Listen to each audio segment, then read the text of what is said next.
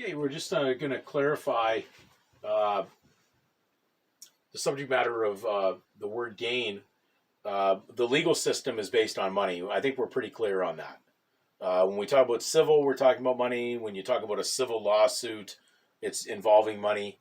The civil system is about money. We know Christ was traded for 30 pieces of silver. There's, basically a situation of understanding someone, physically being traded for money or being betrayed for money. So, in a sense, we betrayed our spirituality for money. And it's like oil and water, they don't mix. We try to put reality with the money, but we can never bring it to that because there's never enough. It's always a feeling that you never have enough money. There's never enough, like, stored away.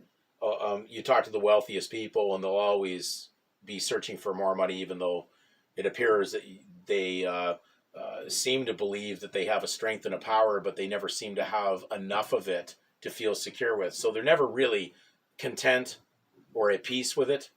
It's just something that is so artificial and not in a reality situation. It's not something that we are meant to grasp to feel secure with because of its lack of natural reality. It's not something spiritual from God. God doesn't require money, and it's just a made up pretend imagination of men that have brought this in. My of course sneaking suspicion, of course, is always leading to Satan as bringing this whole concept about. But anyways, the pecuniary gain, we talk about that. That's money or profit. I will read you the definition of pecuniary. It says concerning or relating to money. The proceeds of the accident insurance policy constituted a pecuniary benefit. They're giving you an example of it. So it's about gain. Then you have the word or the phrase pecuniary interest. It's a monetary stake, claim, or involvement in something that could result in a person's financial loss or gain. Now, when I've talked to people that were involved in a question about taking this jab or this bad medicine, many of the responses from people that I knew had really no solid belief or faith in God said, I have too much at stake to not be able to go back to work in the legal secular world. And I asked them, I said, what's your life worth? Forget about the money. So were they really placing on a scale that their life was only worth that next paycheck because they couldn't go in? Because that is really what they've done. They've traded their life for the next paycheck. And because of that being artificial, it has no reality and spirituality, but it shows the imprinting in society that people will make a decision that will weigh in favor of money or gain than their actual existence. And that's why I use the example of the burning legal house of Caesar. And that's the family house. So when we use the word family in English speech, it's meaning the Roman version of family, which meant from the master all the way down to the lowest slave in that household that he owned. So it's not in the context of your real close blood relationship or anything in that context. It doesn't mean that. When we're talking about the word family, I believe that that's what Jesus was talking about, that your immediate family. He was talking about the time of the Romans, that they would expect that their Roman family units would actually turn on them, thinking they're doing a favor, actually turning them into the authorities to basically stamp out the belief in Jesus Christ. So when we're talking about, again, pecuniary gain, we know that people have put everything into that. They've staked their life on money. So will they leave the burning legal house, or will they remain in there complaining that they don't know how they're going to exist without that legal house? But if the legal house is burning, again, I ask the question, why aren't you just looking at the reality of the situation and trying to do the right thing that would leave you detached from that society, detached from someone knocking on your door looking for you. Most of the legal registration system is based on property claim with that legal title.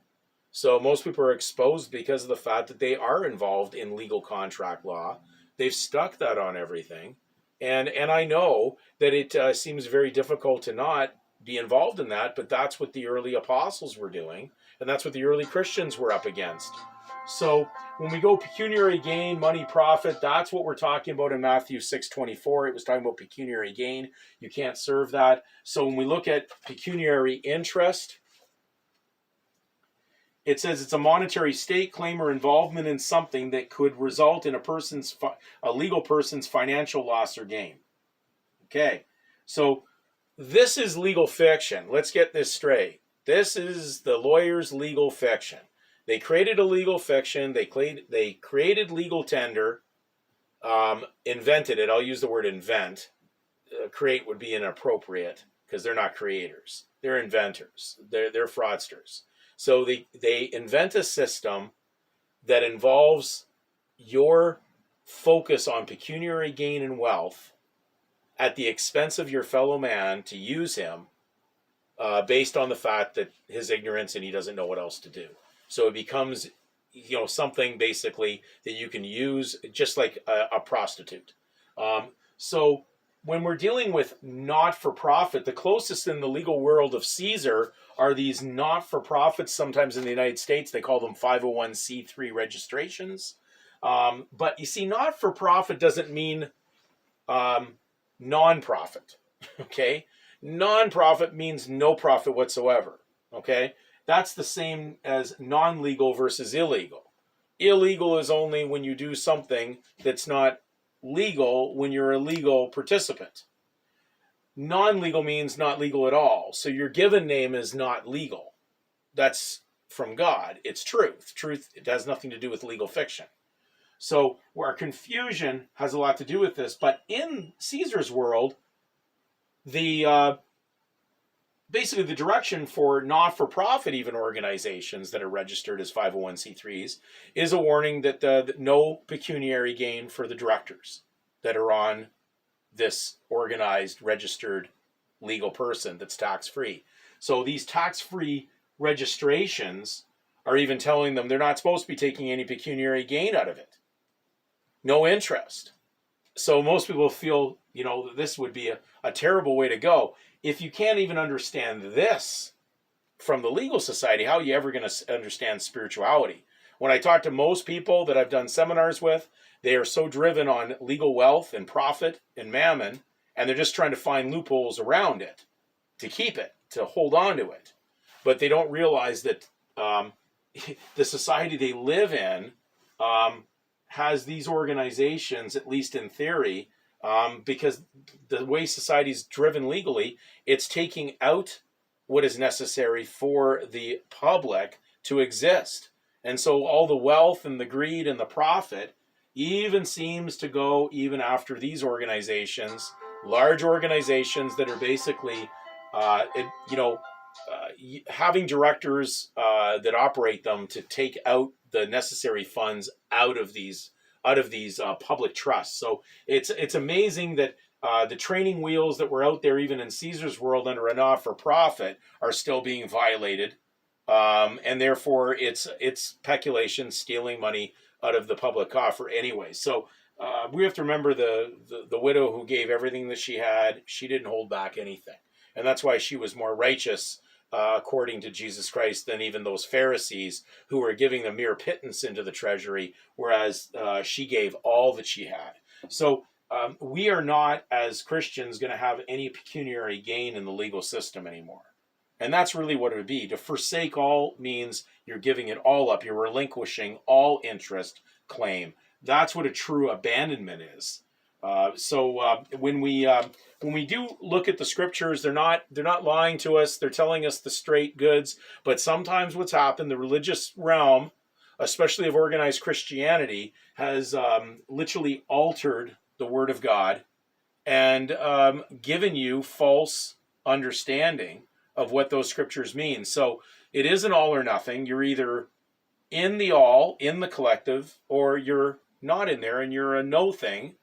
As Paul said in Galatians 6:3, if a man thinks is something when he is no thing, he deceiveth himself. Or so we're basically deceiving ourselves if we really enter into this legal system and believe we are a legal thing or a legal person. So this is basically up to you. It's a decision. We're getting into some very nitty gritty now of what we're going to do and how we're going to walk this. And I've made a major step this week in that direction as how I'm going to communicate with the higher powers that are spoken of in Romans 13.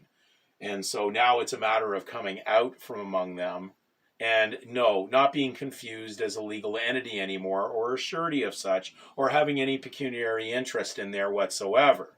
Are you prepared to go that far? That's going to be a question. How much is your life worth?